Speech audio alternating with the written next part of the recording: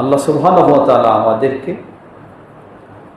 সম্মানিত করেছেন আল্লাহর মনোনীত দ্বীন এর পথে চলার সুযোগ দেওয়ার মাধ্যমে, সম্মানিত করেছেন সর্বশ্রেষ্ঠ নবী ও রাসূল মুহাম্মদ সাল্লাল্লাহু আলাইহি সাল্লামের উম্মাহ হওয়ার মাধ্যমে, সম্মানিত করেছেন এই উম্মার শ্রেষ্ঠ পূর্বসূরি যারা, উত্তরসূরি যারা, সেই পূর্বসূরি যারা, সালাফ যারা, সেই তাদের অনুসারী হওয়ার মাধ্যমে। আজকে সবাই মুহাম্মদ সাল্লাল্লাহু আলাইহি সাল্লামের অনুসারী বলে দাবি করি, সবাই সাহাবীদের প্রতি শ্রদ্ধা জ্ঞাপন করি, কিন্তু সাহাবীদেরকে যেভাবে অনুসরণ করা প্রয়োজন সেভাবে অনুসরণ করা হয় না। আল্লাহ সুবহানাহু ওয়া তাআলা সাহাবীদের মর্যাদা, ইসলামে তাদের অবস্থান সম্পর্কে কোরআনুল কারীমের অসংখ্য আয়াতে বর্ণনা দিয়েছেন। সূরা বাকারার শুরুতে আল্লাহ বলছেন, ওয়া ইযা কিলা লাহুম আমিনু কামা আমানান নাস, যখন তাদেরকে বলা হয় তোমরা ঈমান আনো যেমনই মানুষেরা ঈমান এনেছে। এখানে মানুষেরা দ্বারা উদ্দেশ্য হলো সাহাবায়ে কেরাম। মুনাফিকেরা তখন বলে আনুমিনু কামা আমানাস সুফাহা, আমরা কি ঈমান আনবো সেইরূপ যেরূপ নির্বোধেরা ঈমান এনেছে। সাহাবীদেরকে ঠাট্টা বিদ্রুপ করে এই ধরনের কথা বলে। আল্লাহ সুবহানাহু ওয়া তাআলা শক্ত প্রতিবাদ করলেন, আলা ইন্নাহুম হুমুস সুফাহা, না হতে পারে না, সেই সাহাবায়ে কেরাম কখনো নির্বোধ নয়, তোমরাই হলা নির্বোধ। ওয়ালাকিন লা ইয়ালামুন, কিন্তু তারা যে নির্বোধ এটাও তারা জানে না, এটাও তারা বুঝে না। আজকে সেই সাহাবায়ে কেরাম তাদের ইসলামের অবস্থানটা কি ধরনের, আল্লাহ রাসূল সাল্লাল্লাহু আলাইহি সাল্লাম তাদের মর্যাদা বর্ণনা করতে গিয়ে এক হাদিসে বলছেন, হাদিসটি সহিহ বুখারী মুসলিমের, লা তাসুব্বু আসহাবি, লা তাসুব্বু আসহাবি, তোমরা আমার সাহাবীদেরকে গালিগালাজ করো না, তোমরা আমার সাহাবীদেরকে গালিগালাজ করো না। ওয়াল্লাযী নাফসি বিয়াদিহি লাউ আন্না আহাদাকুম আনফাকা মিথলা উহুদিন যাহাবা,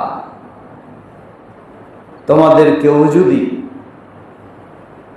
সেই বিশাল উহুদ পাহাড়ের সমপরিমাণ স্বর্ণ ব্যয় করে, তাহলে সাহাবীদের মর্যাদা কেমন?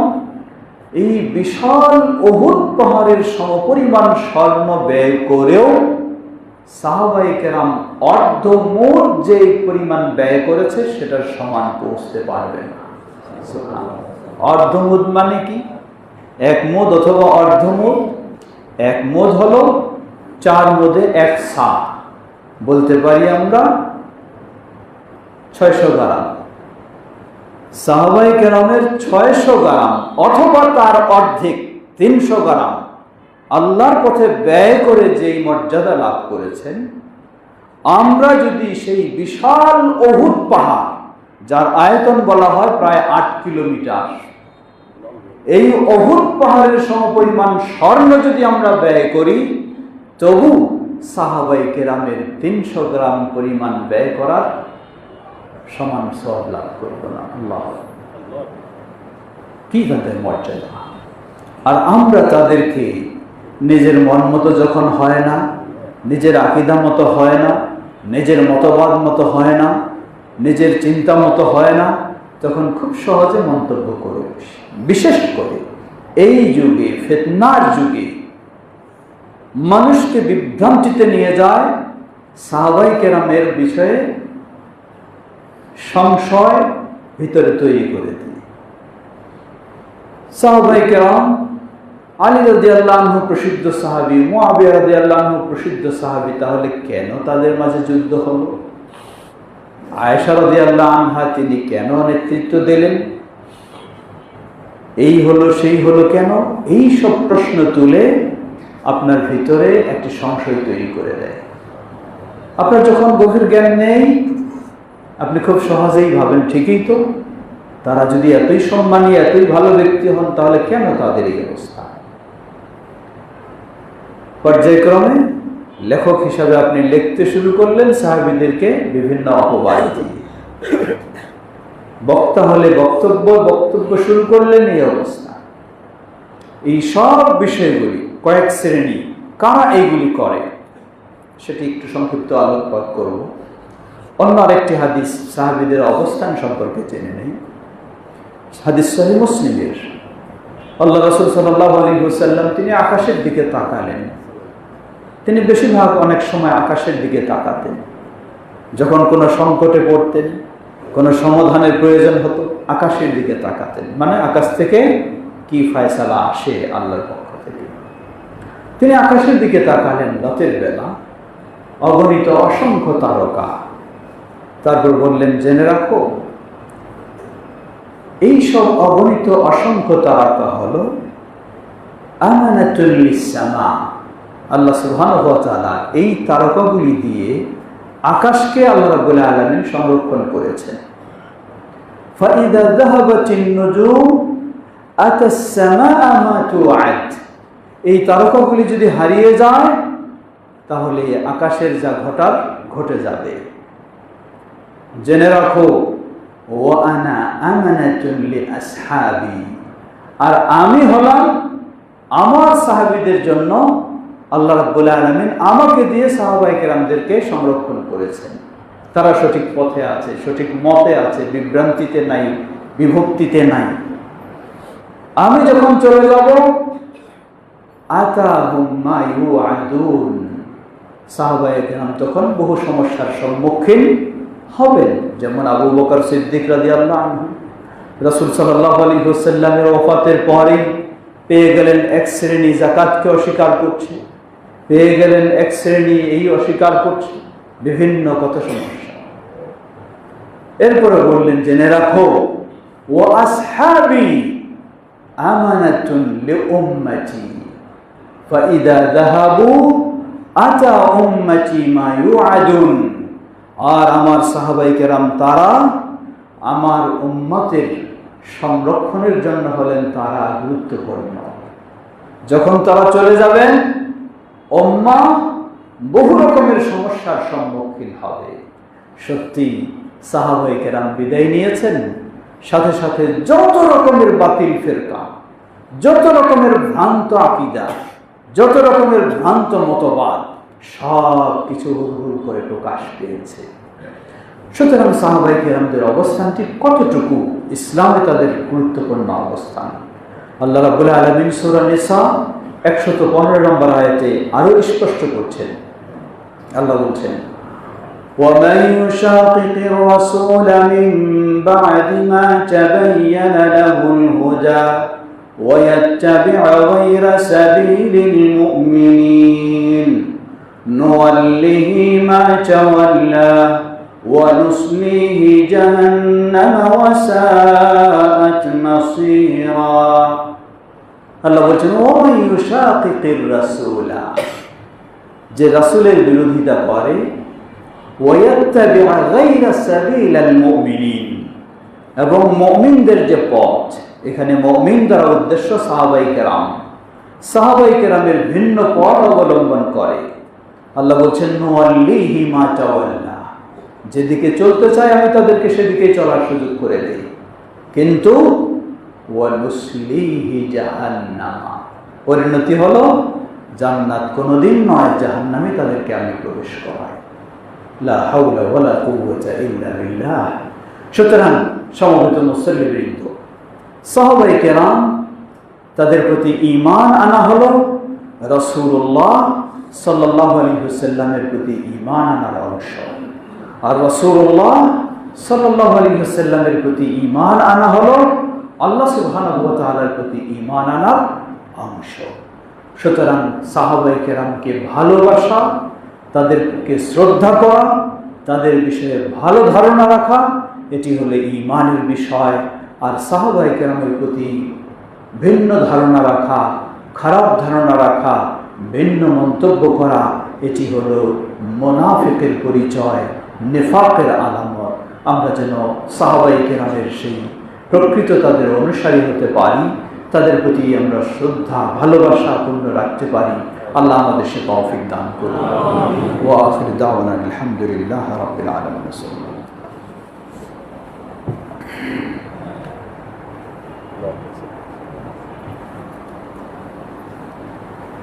আলহামদুলিল্লাহ আলহামদুলিল্লাহি রাব্বিল আলামিন ওয়াসসালাতু ওয়াসসালামু আলা আবদিল্লাহি ওয়া রাসূলিহি নাবিয়িনা মুহাম্মদ ওয়া আলা আলিহি ওয়া সাহবিহি আজমাইন, আম্মা বা'দ।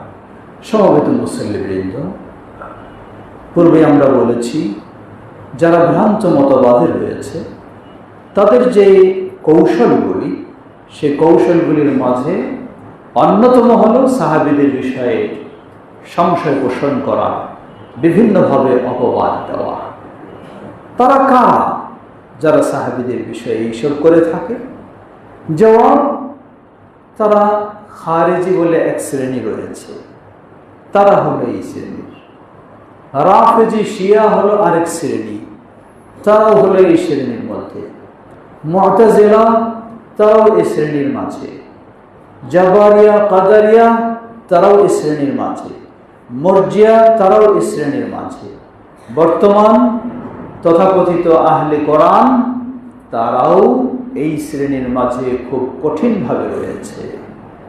ঠিক একইভাবে বিভিন্ন মাযহাব মতবাদের তরিকার পীর মুর্শিদের অনুসারী তারাও এর মাঝে রয়েছে। কেমনে? প্রথম আসল খারেজি, সর্বপ্রথম তাদের দিয়ে শুরু হয়। একদিকে আলী রাদিয়াল্লাহু আনহু এবং অপরদিকে মুয়াবিয়া রাদিয়াল্লাহু আনহু, উভয়ের মাঝে মুনাফিকদের ষড়যন্ত্রে ভুল বোঝাবুঝিতে একটি উত্তপ্ত পরিবেশ তৈরি হয়। সেই পরিবেশের সমঝোতার জন্য, সমন্বয়ের জন্য কয়েকজন সাহাবীকে দায়িত্ব দেওয়া হলো যে আপনারা সমঝোতার ব্যবস্থা নিন। এই দায়িত্ব দেওয়া হলে আলী রাদিয়াল্লাহু আনহুর একটি অনুসারীদের মাঝে প্রাথমিক পর্যায়ে তারা 12,000 ছিল। তারা কোরআনের আয়াত দিয়ে স্লোগান দিল, ইনিল হুকমু ইল্লা লিল্লাহ, বিধান হবে একমাত্র আল্লাহর, মানুষের নয়। অতএব দুই দলের মাঝে যে সমঝোতার জন্য কিছু মানুষকে দায়িত্ব দেওয়া হয়েছে, অতএব তারা আল্লাহর বিধান বর্জন করে মানুষের বিধান নেওয়া শুরু করেছে। সুতরাং আলী রাদিয়াল্লাহু আনহু তার সাথে যারা আছে সবাই কাফের, মুয়াবিয়া রাদিয়াল্লাহু আনহু তার সাথে যারা আছে সবাই কাফের। এ হলো সেই খারেজিদের চেতনা। কেন তারা এই পথে গেল, কারণ কি, এবং বিস্তারিত বর্ণনা রয়েছে। আলী রাদিয়াল্লাহু আনহু তখন বললেন, প্রসিদ্ধ সাহাবী ওই সময় আব্দুল্লাহ ইবনে ওমর রাদিয়াল্লাহু আনহু, আব্দুল্লাহ ইবনে আব্বাস রাদিয়াল্লাহু আনহু, তাদেরকে বললেন, তোমরা যাও, এদেরকে নিয়ে বসো, তাদের ভুল বুঝগুলিকে তোমরা একটু সংলাপ করো, তাদের সাথে মত বিনিময় করো। তারা বসলেন। দেখা গেল যে 12,000-এর মধ্যে 8,000 এই ভুল বুঝে তাদের ভুল স্বীকার করে তারা ফিরে আসলেন, কিন্তু বাকি 4,000 তারা চলে গেল। চলে গেলে তাদের মাঝে একদিকে কাফের বলা এক শ্রেণী, এটি হলো খারেজি শ্রেণী, অপর দিকে আবার অতিভক্তির শ্রেণী যারা শিয়া, শিয়াদের মাঝে রাফেজি চরমপন্থী যারা, তাদের মাঝে আবার দুটি দিক। শিয়ারা তাদের সীমালঙ্ঘন হলো, একদিক হলো অধিকাংশ সাহাবীকে কাফের বলে তারা বিশ্বাস করে, নাউযুবিল্লাহ। অপর দিকে কিছু সাহাবীর ক্ষেত্রে এত ভক্তি প্রদর্শন করে, এমন সীমালঙ্ঘন করে যে আলী রাদিয়াল্লাহু আনহুকে তারা ইলাহ বানিয়ে ফেলেছে, আল্লাহ বানিয়ে ফেলেছে। কি আশ্চর্যের বিষয়! আলী রাদিয়াল্লাহু আনহুকে যখন তারা ইলাহ বলে ঘোষণা দিয়ে ফেলল, এই ঘোষণা দেওয়ার কারণে আলী রাদিয়াল্লাহু আনহু খুব ক্ষিপ্ত হলেন, রেগে গেলেন। রেগে গিয়ে তাদেরকে গ্রেফতারের নির্দেশ দিলেন। গ্রেফতার করা হলো, কেউ ভেগে গেল। যাদেরকে গ্রেফতার করা হলো তাদেরকে আগুন দিয়ে জ্বালিয়ে মারার নির্দেশ দিলেন। যখন আগুন দিয়ে জ্বালিয়ে মারার নির্দেশ দিলেন, তারা এখন বলা শুরু করলো, দেখো আমরা কি এমনি আলীকে ইলাহ হিসাবে মনে করি? এর দলিল এটা। কি দলিল? তিনি আমাদেরকে বা এদেরকে আগুন দিয়ে জ্বালিয়ে মারার নির্দেশ দিয়েছেন। মানুষকে আগুন দিয়ে জ্বালিয়ে মারতে পারে একমাত্র আল্লাহ, আর কেউ না। সুতরাং তিনি হলেন খাঁটি ইলাহ। নাউযুবিল্লাহ। তো এইভাবেই হলো বিভ্রান্তিতে তারা আরেক চরমপন্থায় চলে যায়। শিয়া খারেজি দুই শেষ।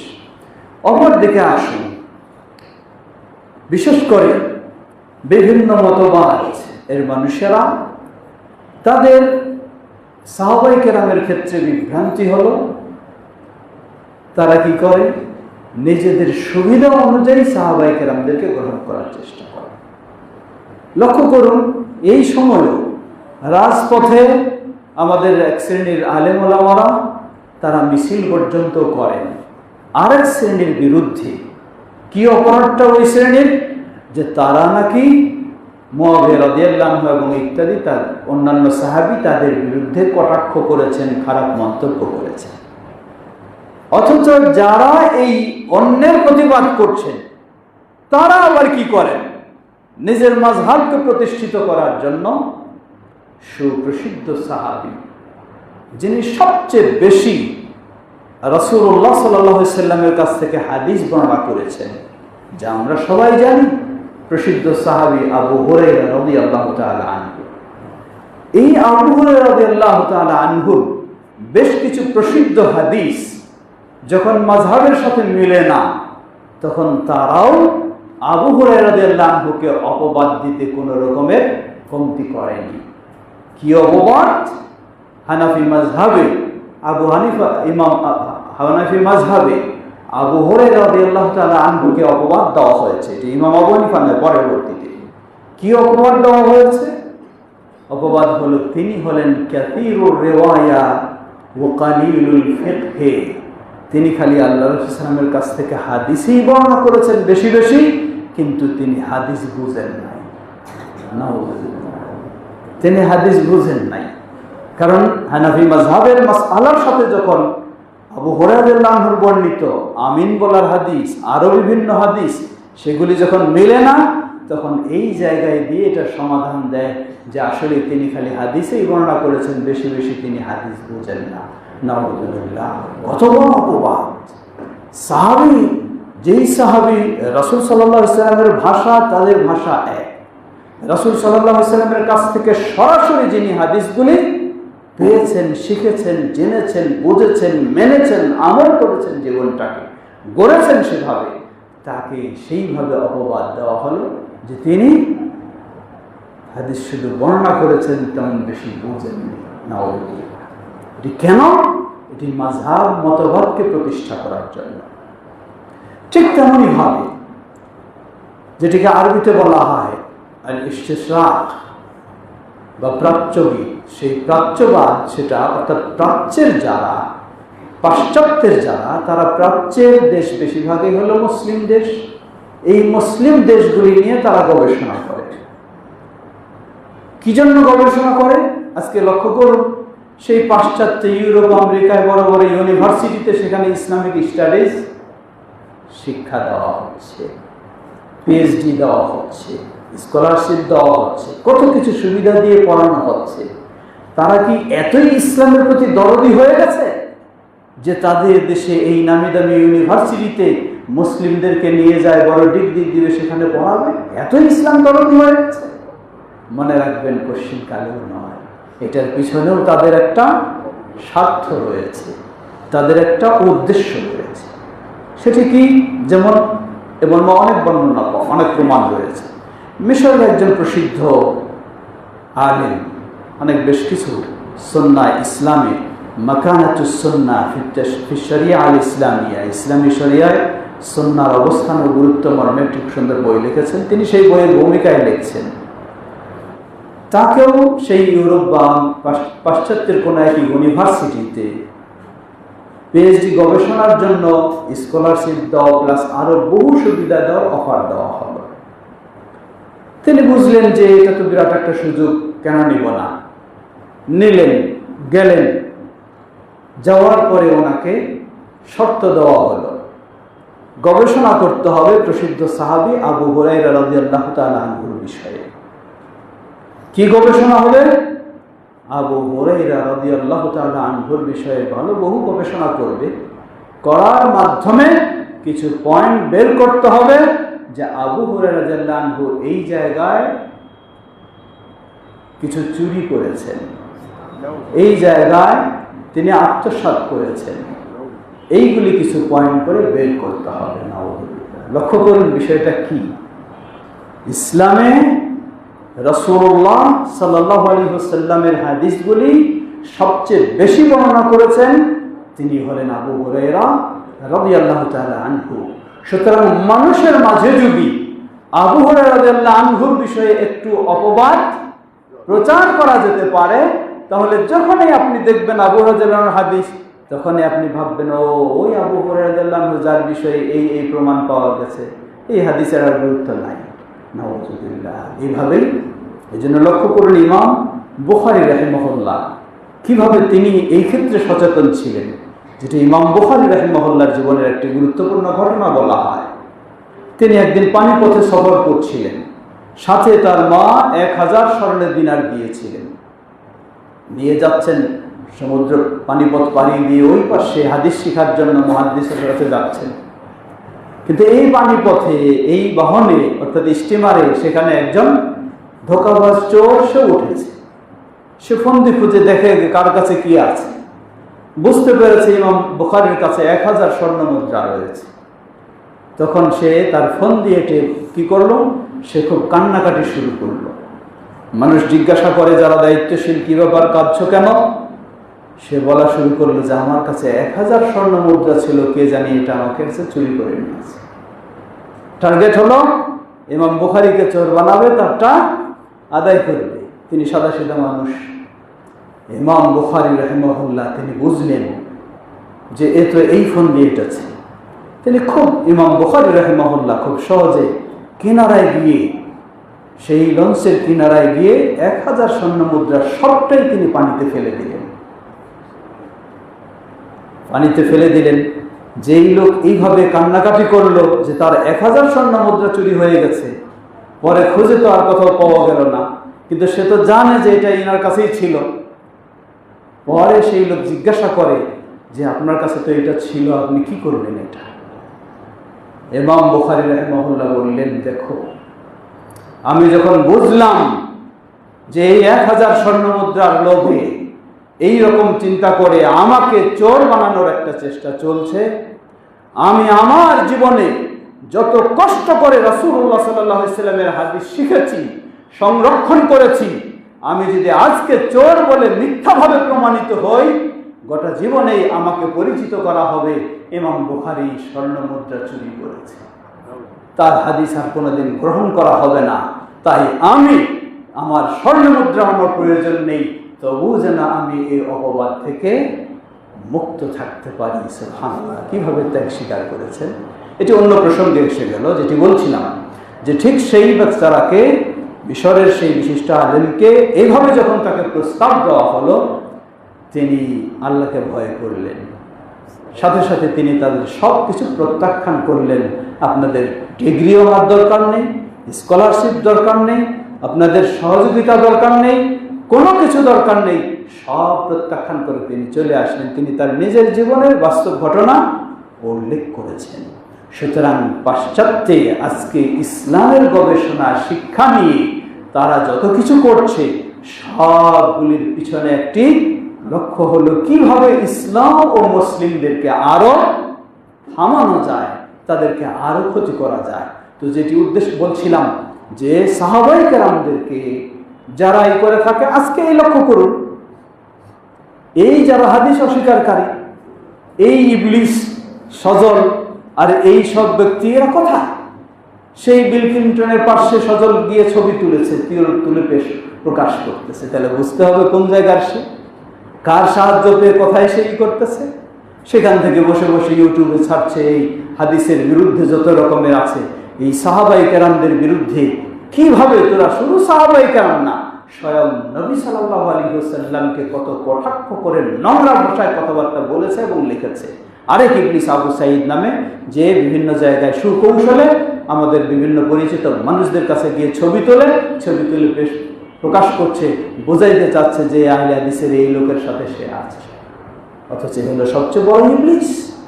হাদিস অস্বীকারের জন্য যত রকমের পন্থা সব কিছু করে যাচ্ছে। তাই যারা হাদিসকে অস্বীকার করতে চায় তারাও সাহাবায়ে কেরামদেরকেই করছে, কারণ তাদের কিছু চিন্তা কৌশল হলো যে কোরআন আল্লাহর পক্ষ থেকে সরাসরি এসেছে, সেটি তো সেই ধারাবাহিকতায় এসেছে, কোনো এর মাঝে দুর্বলতা নেই, কিন্তু হাদিসের মূল তো হলো রাসূল সাল্লাল্লাহু আলাইহি সাল্লাম থেকে শুনেছেন যারা, তারা হলেন সাহাবায়ে কেরাম। অতএব সাহাবায়ে কেরামকে যদি দুর্বল বলে প্রমাণিত করা যায় তাহলে আর কোনো হাদিস গ্রহণ করার সুযোগ থাকবে না। লা হাওলা ওয়ালা কুওয়াতা ইল্লা বিল্লাহ।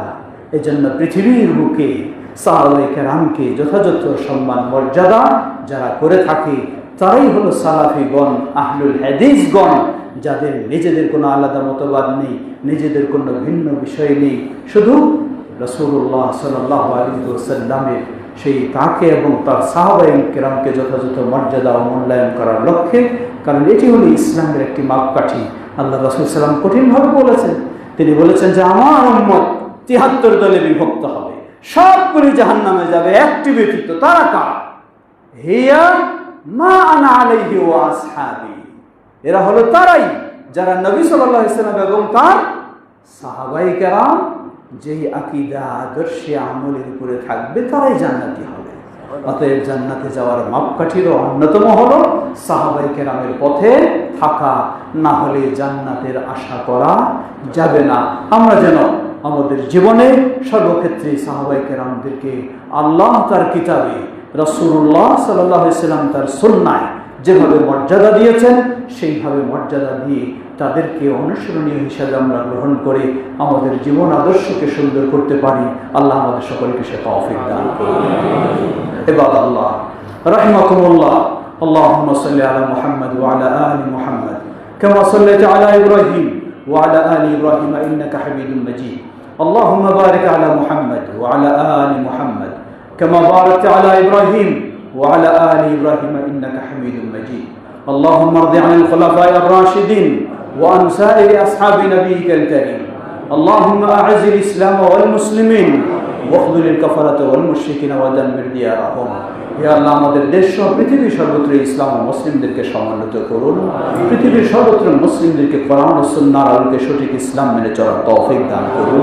সাহাবায়ে কেরামদের যথাযথ মর্যাদা ও অনুসরণ আমাদেরকে করার তৌফিক আল্লাহ দান করুন। আমাদের মাঝে উপস্থিত অনুপস্থিত অনেকে অসুস্থ রয়েছেন, আমাদের ভাই ইসলাম তিনিও জানালেন, তিনিও এবং আরো অনেকজন অসুস্থ রয়েছেন। আমরা সকলকে পরিপূর্ণ সুস্থতা দান করুন। অসুস্থদেরকে তাদের অসুস্থতার মধ্য দিয়ে ভুল ত্রুটিগুলিকে ক্ষমা করে দিন, পরিপূর্ণ সুস্থতা তাদেরকে দান করুন। যারা আমাদের এই মসজিদ মাদ্রাসার পিছনে অবদান রেখেছেন এবং রাখছেন, আল্লাহ তাদের সকলকে জাযায়ে খায়ের দান করুন এবং আমরা যেন বেশি বেশি অবদান রাখতে পারি এই মসজিদের এবং মাদ্রাসার ও সার্বিক সহযোগিতায়। আল্লাহ আমাদের সকলকে সে তৌফিক দান করুন। আমাদের প্রিয়জন বাবা মা ভাই বোন যারা বিদায় নিয়ে চলে গেছেন, আল্লাহ সেই মুসলিমদের ভুল ত্রুটি ক্ষমা করে তাদেরকে জান্নাতুল ফেরদাউস দান করুন। আল্লাহ সেই নির্যাতিত মাজলুম মুসলিমদেরকে ফিলিস্তিন সহ সর্বত্র আল্লাহ তাদেরকে হেফাজত করুন। তাদের পক্ষে মুসলিম উম্মাহকে এগিয়ে আসার তৌফিক দান করুন। সেই ঘাতক সন্ত্রাসী ইহুদিদেরকে আল্লাহ তাদের ষড়যন্ত্রে তাদেরকে আল্লাহ ধ্বংস করে দিন। মুসলিম উম্মাহকে তাওহীদ ও সুন্নাহর পথে ঐক্যবদ্ধ হওয়ার তৌফিক দান করুন। আমাদের প্রিয় সন্তানদেরকেও যেন আমরা ইসলামের আলোকে গড়ে তুলতে পারি, আল্লাহ আমাদের সকলকে সে তৌফিক দান করুন।